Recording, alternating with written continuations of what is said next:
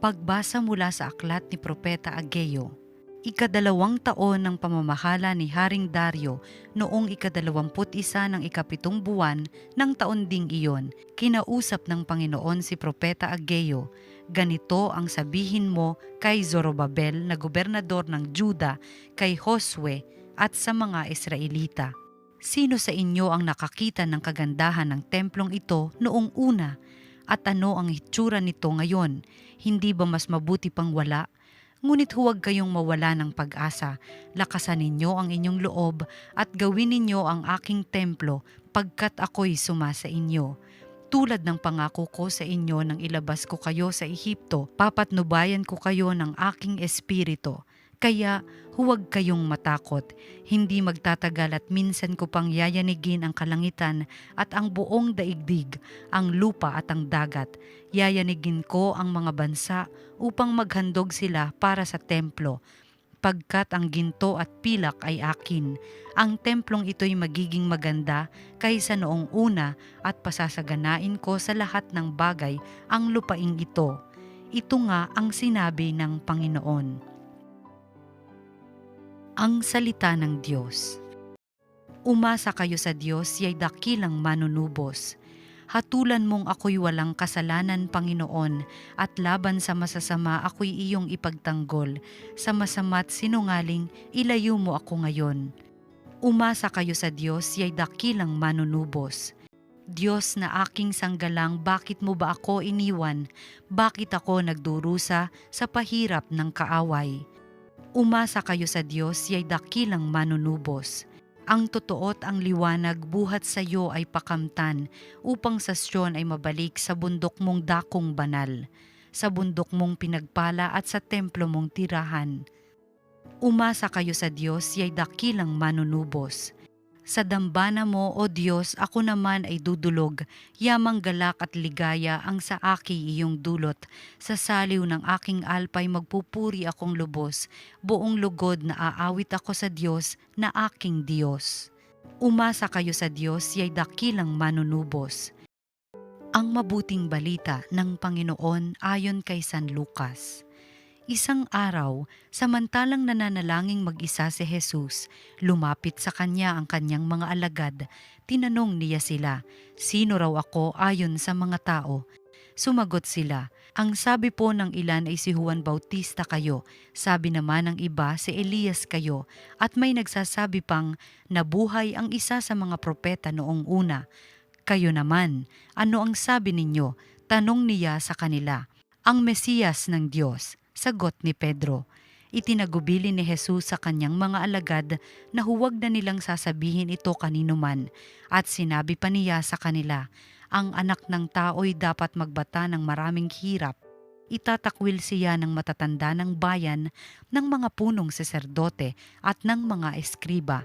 Ipapapatay nila siya, ngunit sa ikatlong araw ay muling mabubuhay." Ang mabuting balita ng Panginoon. Pinupuri ka namin, Panginoong Hesukristo.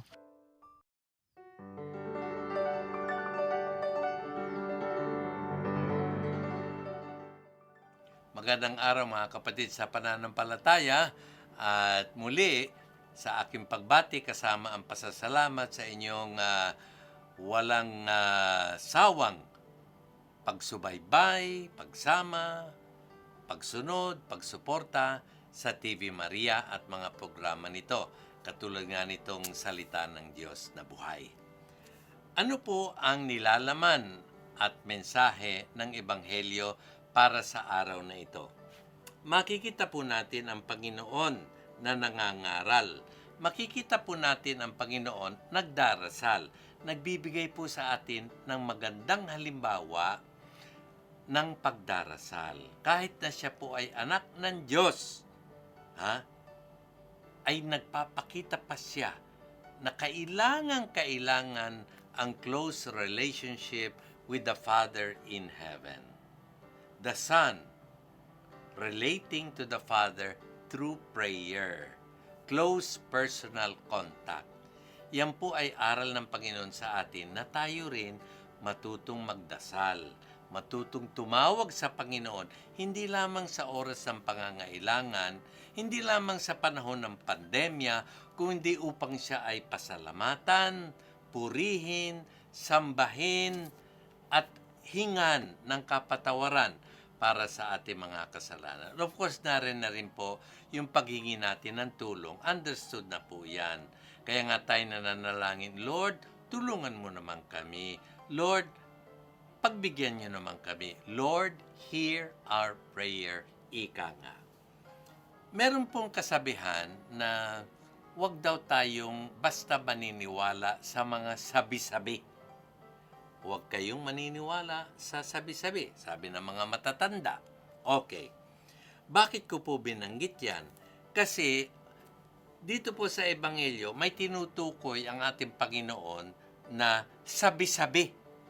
Ano pong ibig sabihin ko? Tinanong po ng ating Panginoon ang kanyang mga alagad tungkol sa sabi-sabi ng ibang tao. Ano daw ang opinyon? Anong sinasabi ng ibang tao tungkol sa kanya? Ayan po, sino raw ako ayon sa mga tao? Anong say nila?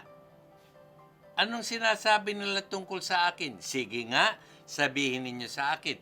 I-share ninyo sa akin. At pinagbigyan naman siya ng kanyang mga alagad.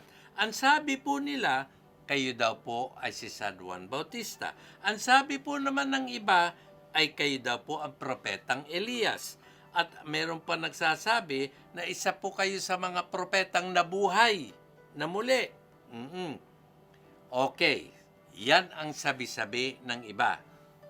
Kaya sinabihan sila ng Panginoon, okay, yan ang tungkol sa sabi nila.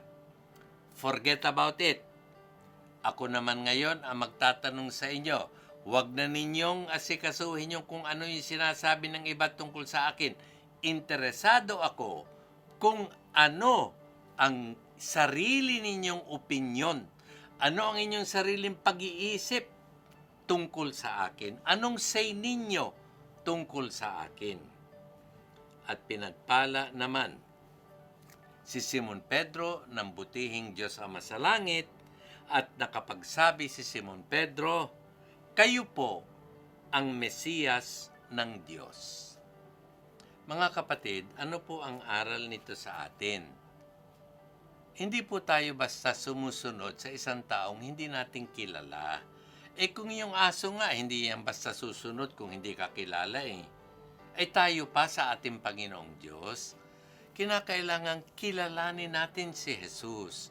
Kilalanin natin ang kanyang pagkatao at pagka-Diyos na siya'y lubusang maawain, maunawain, mapagpatawad, mapagmahal, maasikaso. At lagi tayo'y nasa isipan niya. Come to me, all you who are heavily laden and burdened, and I will give you rest. Halik kayo sa akin, kayong mga napapagod, kayong mga napapagal, kayong nabibigatan, kayong mga lonely, kayong mga depressed, and I will give you rest. Kilala ba natin si Jesus bilang isang kaibigang lubos na nakakaunawa sa atin? Kilala ba natin si Jesus kung kaya sa anumang pagkakataon, lalong-lalo na kung tayo may dinadalang kabigatan sa buhay, takbo agad tayo sa Kanya. Lord, tulungan mo naman ako. Lord, please naman, kailangan ko ito.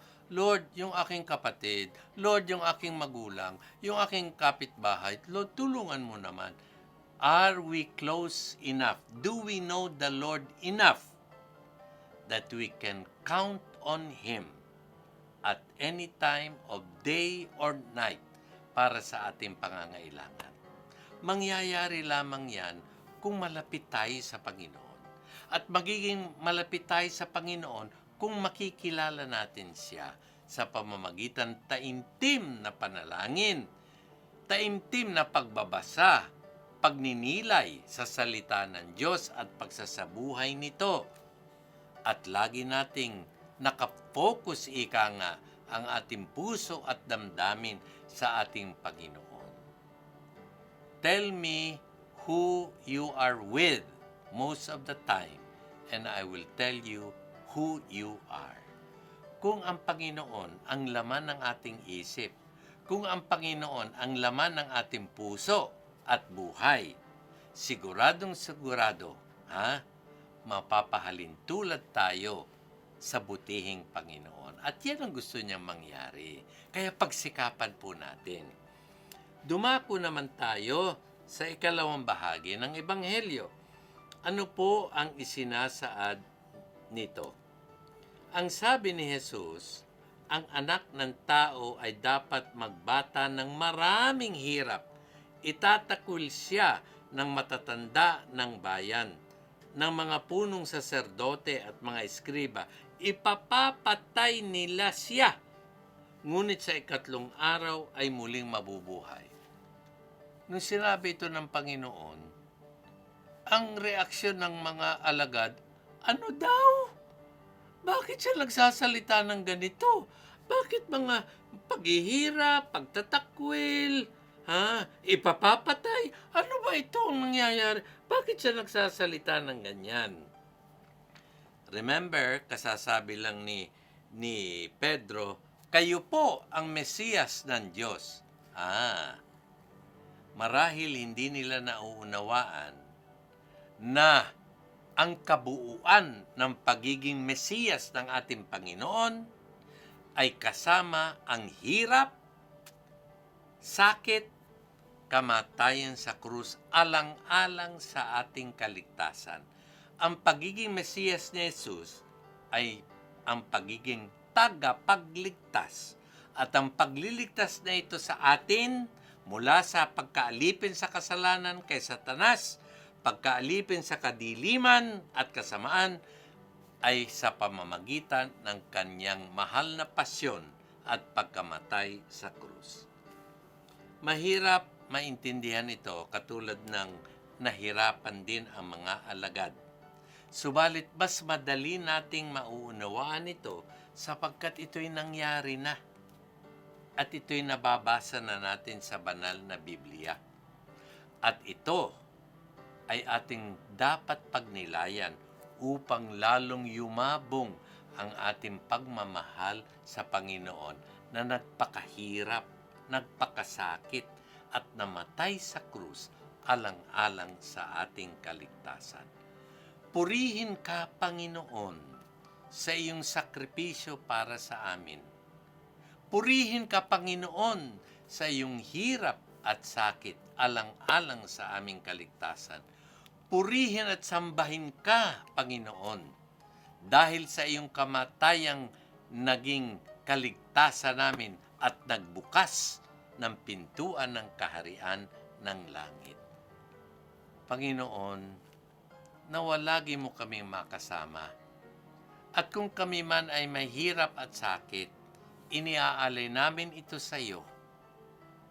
Kasama ng iyong hirap at sakit at kamatayan sa krus, upang kahit papaano, kami naman po ay makapagbagong buhay at laging tumalima sa iyong pagmamahal at maging mga tapat na nagmamahal sa iyo, sumusunod sa iyo, at nagliligtas sa iyong katakot-takot ang pagmamahal sa aming pagmamahal na humantong sa krus sa kamatayan alang-alang sa aming kaligtasan. Purihin ka, Panginoon, pasalamatan ka, sambahin sa iyong kabutihan at pagmamahal sa sangkatauhan. Ang sabi nga, we adore you, O Christ, and we bless you, because by your holy cross, you have redeemed the world. Amen.